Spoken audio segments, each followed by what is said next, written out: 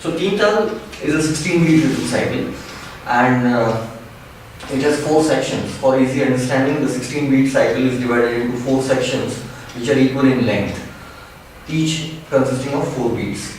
So, and there is a way to represent Tintal on clap. So this clapping system is called Tali. Yeah, Tali. Tali literally translates in Indian language Hindi to clap. So there is a way to represent or denote the Tintal on clap.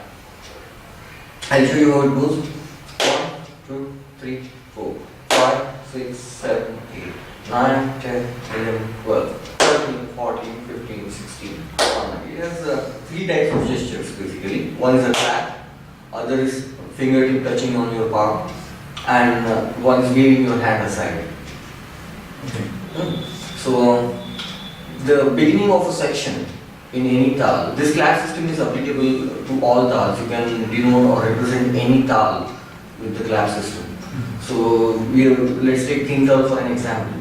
So the beginning of a section is either denoted by a clap or by waving your hand aside, one of the two. Then the remaining beats in the section are denoted by fingertips touching on your palm. Yeah. So actually this is one finger, but it's actually this one beat. Yes. It's the second beat. It's the second beat. 1, 2. Yes. So it goes like 1, 2, 3, 4, 5, 6, 7, 8, and 9, 10, 11, 12, 13, 14, 15, 16. So now I tell you what this is for. They call this as Tali and this as Khali. Okay. And it has something to do with the Bhari Khali thing that we discussed earlier. Bhari is with bass and Khali is without bass. Yeah. This is just a way of denoting Khali section or the downbeat in the rhythm cycle.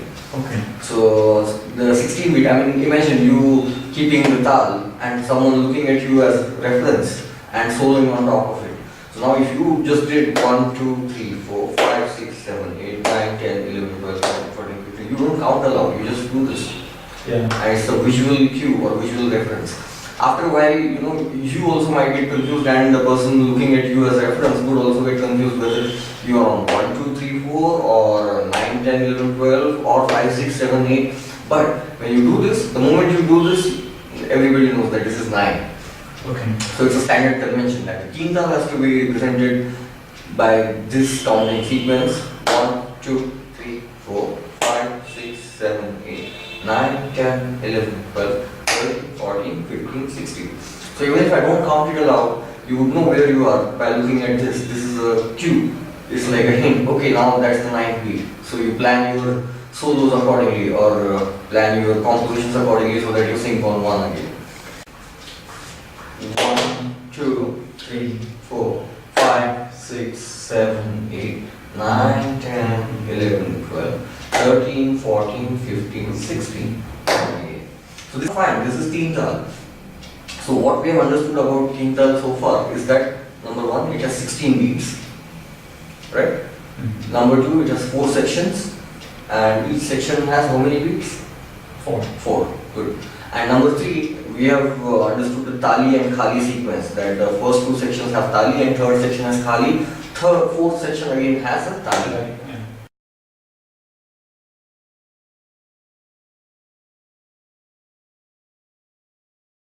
Consider the situation where I am a tabla accompanist and I am playing with a sitar player. So the sitar player would play a melody. For example, if he plays a melody in Tintal. So now the purpose of my accompaniment is to keep a reference. One for sure is to keep a reference of the Tintal cycle, so that he can improvise on top of that.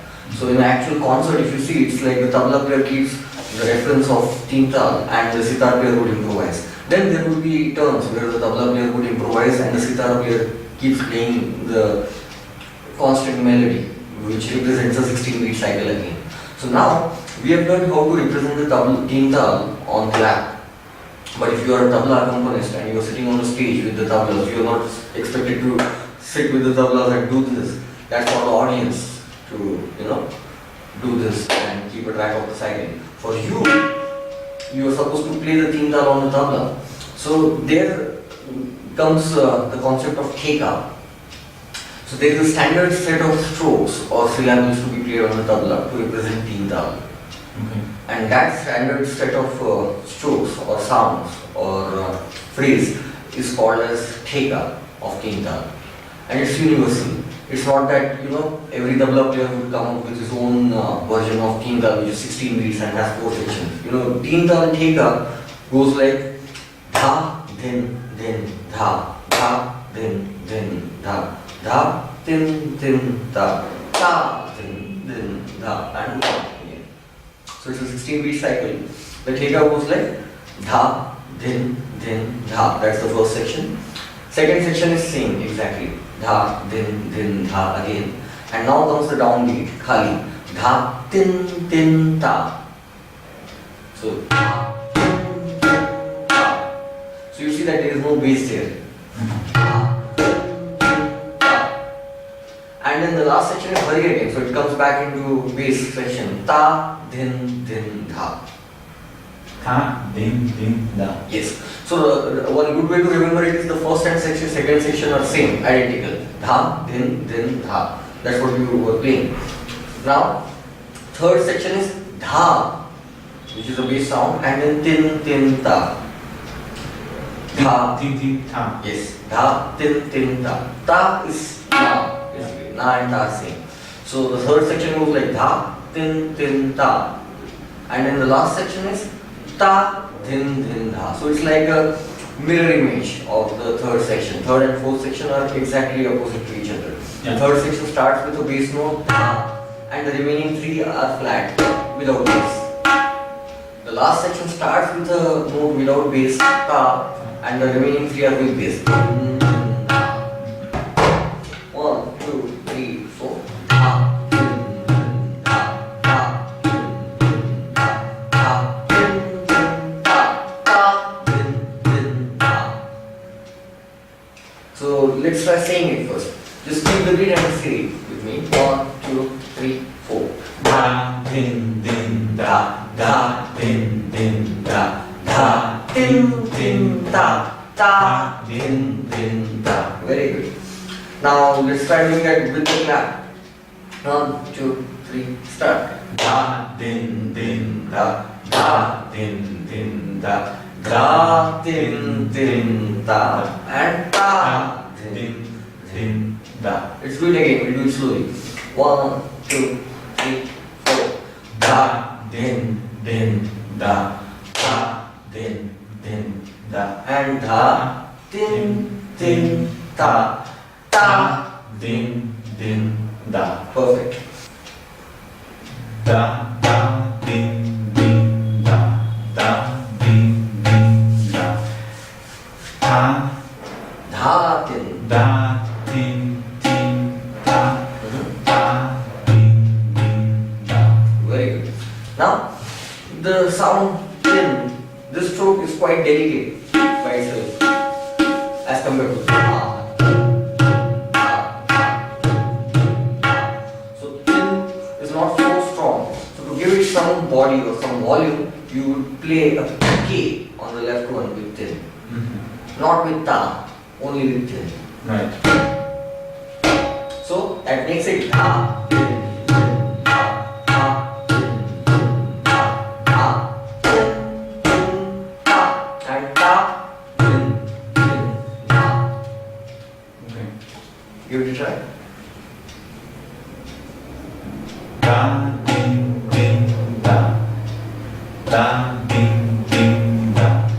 Da, din, da. Da, din, da. Very good. So now I'll play it one more time, and I want you to observe the movement of my right hand and tell me if you can see some pattern.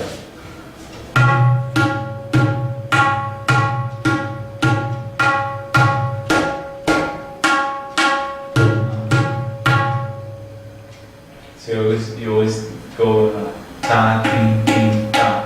Yes, exactly. So irrespective of whether it's the first section, second, third or fourth, your right hand throughout is just doing 1, 2, 3, 4.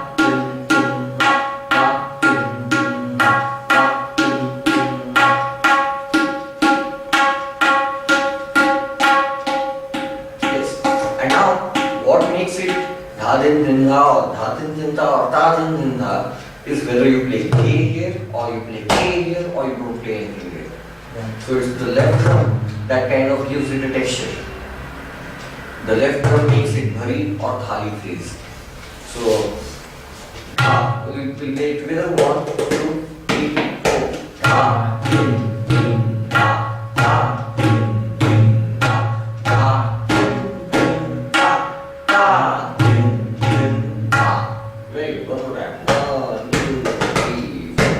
Ta, tin, tin, ta, ta, tin, tin, ta, ta, tin, tin, ta, ta, tin, tin, ta. Very good. So that's the take of Tintal. So now when you play this with other musicians, you would play Tintal like this. So then everybody knows this is like universal take of Tintal. So any sitar player anywhere in the world, or any Kathak dancer anywhere in the world, or any flute player anywhere, again would know when you play. Okay, they know this is Tintal. They can identify because this is a standard convention or universal take-up or way of representing the Tintal on the tabla.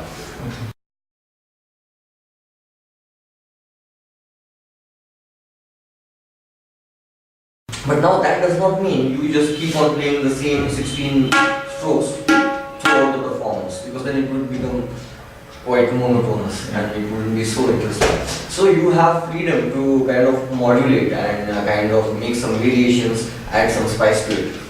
Like for example, if I'm going playing Tintal, like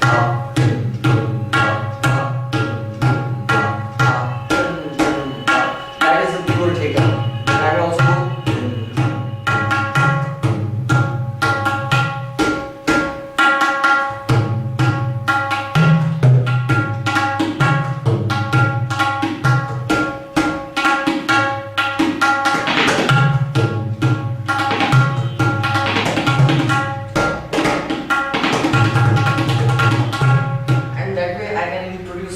phrases here and there towards the end or towards the end of the section, or maybe I can introduce a tihai and then down on some to make it sound interesting, and I would do those variations based on what the other musicians are doing. Okay. So if the sitarist is playing a pattern, something like I'm bad at singing, but something like ta ta ta ta ta ta ta ta ta ta ta ta ta ta, and I am playing ta ta ta ta ta, I may change my take-up to like